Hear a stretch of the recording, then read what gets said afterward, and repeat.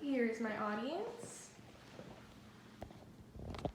Hello, my name is Carlene Lands, and this is my speech about U.S. prison systems and prison reform. 1 in 4 people who have gone to jail will be arrested again within the same year. Why is that? The prison system in the United States is very large and complex. Some say parts of the criminal justice system work fine the way they are, but because of problems like reoffending and overcrowding, a lot of people are calling for the reform of our prison systems. Mass incarceration is one of the biggest concerns of prison reform. According to prisonpolicy.org, the criminal justice system holds 2.3 million people in federal jails, federal prisons, state prisons, local prisons, and even immigration detention facilities. Over 555,000 people are incarcerated who have not been convicted of a crime. This keeps lower income population incarcerated because they cannot afford bail for them to wait for their trial outside of jails. So these people who may not be guilty have to await their trial incarcerated. Parole is also a large influence on the recidivism and reincarceration of people and overcrowding. Because of the constant surveillance and all the requirements of parole, sometimes when people break a curfew or cannot afford supervision fees, they will have to go back to jail for their technical violation of parole. 168,000 people were reincarcerated for technical violations such as these within a year. Prison budgets and profit also raise concern with reform. Private prisons are a small percent of incarcerated individuals, but a lot of people suspect corruption because the privatization of prisons is to cut the budget of the federal government by selling it and putting the responsibility on individual organizations and corporations.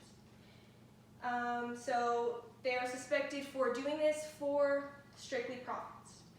An advocacy group called Worth Rises released a report showing how 4,100 corporations are profiting from the country's prisons and jails. And according to VOA News, some of corporate America's biggest names compete for a share of the $80 billion spent on incarceration per year.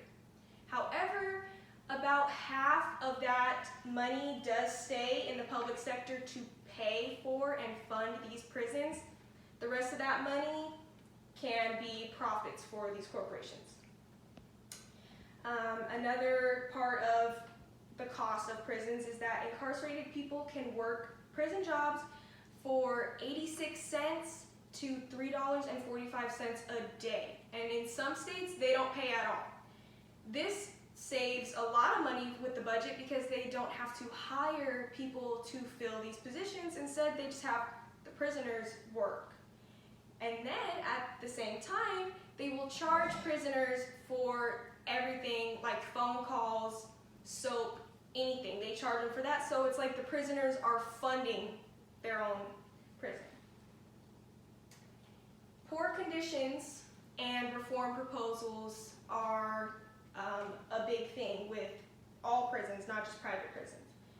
So many prisons have been accused of not having proper mental or medical health care. And especially these days, during our coronavirus pandemic, prisoners are very at risk. And even the employees and correctional officers who are leaving the prisons could be taking it home.